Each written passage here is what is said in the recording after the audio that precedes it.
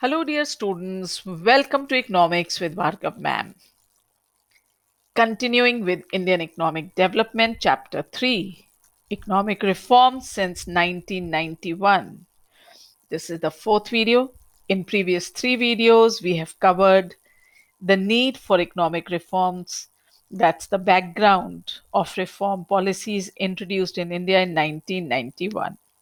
In second and third video, we covered liberalization, reforms under it, and in this video, we'll study about privatization.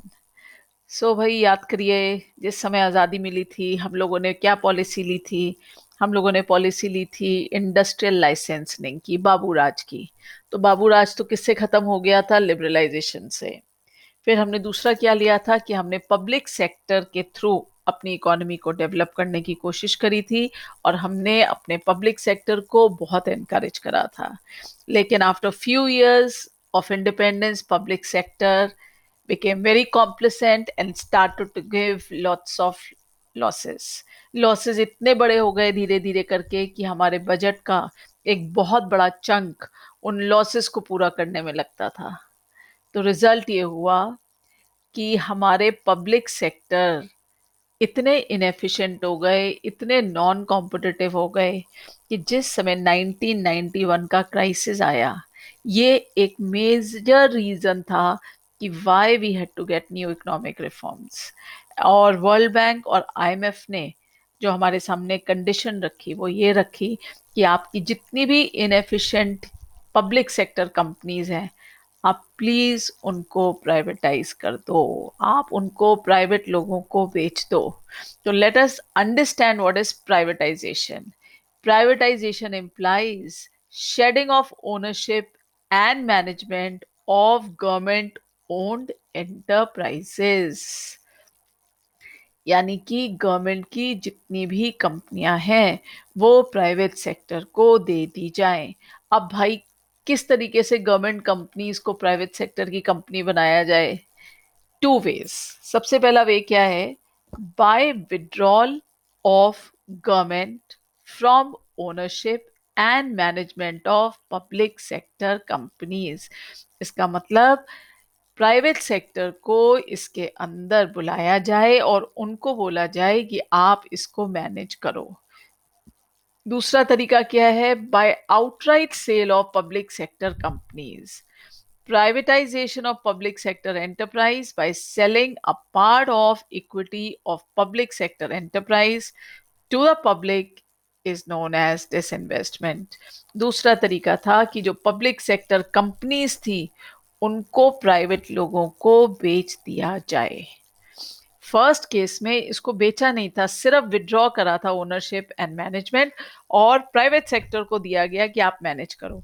लेकिन second तरीका था कि उन्होंने public sector units को बेच ही दिया प्राइवेट लोगों को, और इसी को बोलते हैं डिसइन्वेस्टमेंट। अब सवाल ये उठता है कि भाई इन्होंने ऐसा क्यों किया? तो आप याद करिए क्या प्रॉब्लम हो गई थी पब्लिक सेक्टर में? बहुत कॉम्प्लिसेंट, बहुत इनएफिशिएंट, बहुत नॉन कॉम्पिटिटिव। भाई सब पब्लिक सेक्टर यूनिट्स ज्यादातर नुकसान में चल रहे थे except for those Maharatnas and Navratnas and mini ratnas. तो भाई किस लिए सेल हुआ? it was mainly to improve financial discipline and facilitate modernization।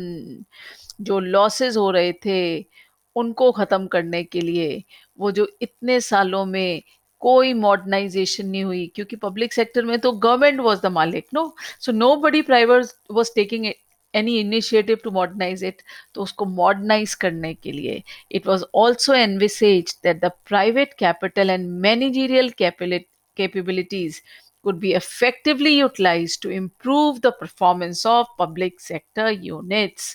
तो जब प्राइवेट सेक्टर इसके अंदर आएगा, उसका अपना इसके अंदर प्रॉफिट होगा, तो वो डेफिनेटली मेक श्योर करेगा कि भाई लॉसेस ना हो, फाइंड आउट करेगा लॉसेस कहाँ पे होते हैं, मॉडर्न टेक्नोलॉजी लाएगा, कॉस्ट इफेक्टिव होगा, एफिशिएंट होगा, कॉम्पिटिटिव बनेगा।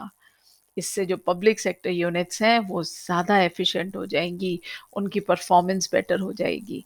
और फिर जब पब्लिक सेक्टर यूनिट्स प्रॉफिट देंगी, हमारी इकोनॉमी क्रेडिबल लगेगी, तो जो बाहर से पैसा है वो ज्यादा आएगा. So government envisaged that the privatization could provide strong impetus to inflow of FDI, foreign direct investment आएगा.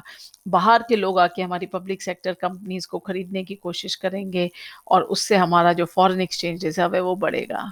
Government has also made attempt to improve efficiency of public sector units by giving them autonomy. Autonomy का मतलब होता है right to govern its own affair.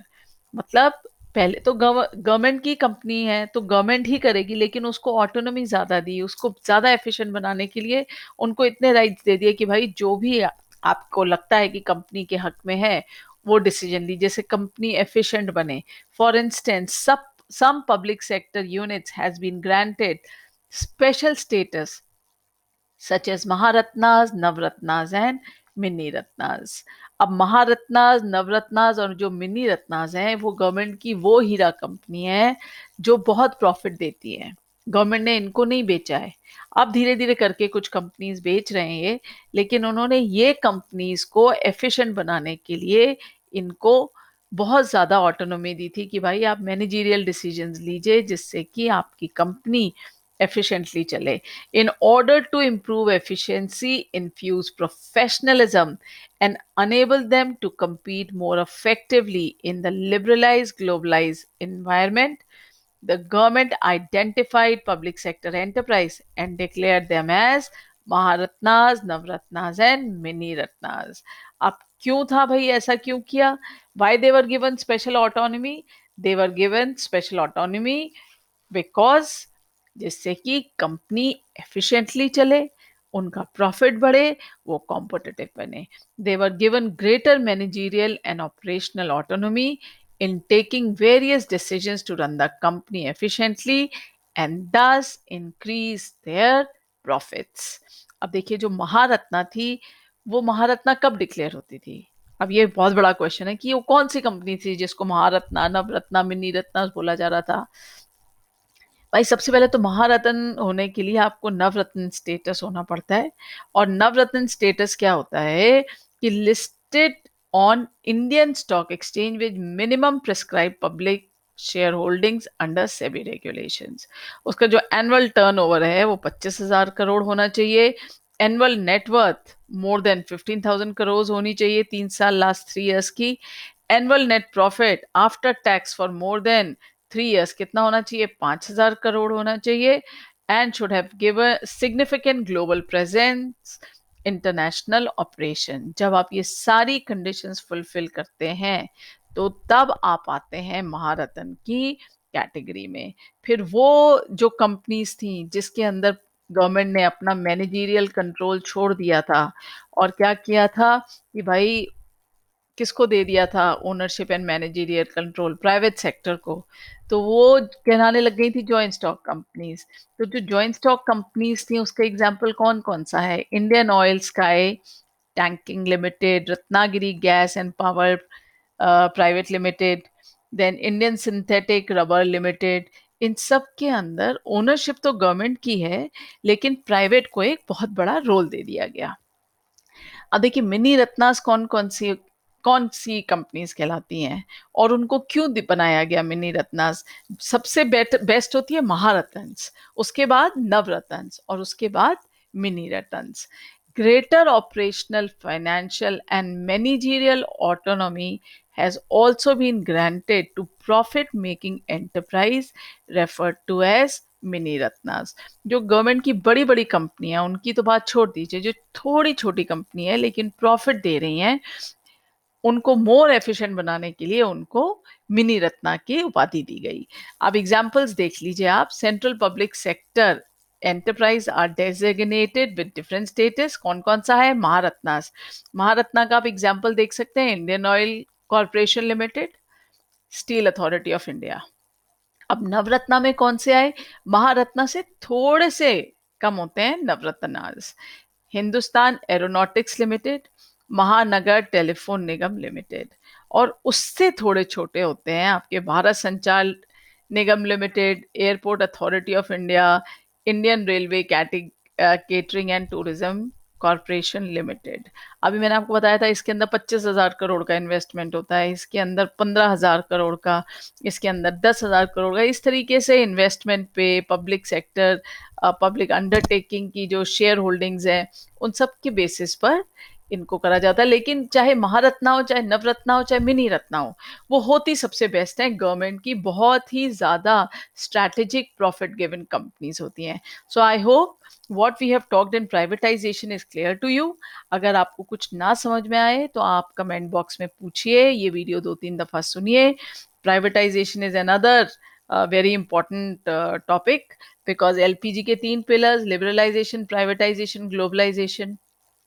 तो ये जो video है privatisation पे है, और मुझे लगता है वो पूछ सकते हैं आपसे व्हाट इज प्राइवेटाइजेशन, फिर वो आपसे पूछ सकते हैं gift two companies coming under Maharatnas. So happy learning with Bhargav ma'am. Listen to the video twice, thrice if it's not clear, and like and subscribe so that you continuously get the notification of my next video.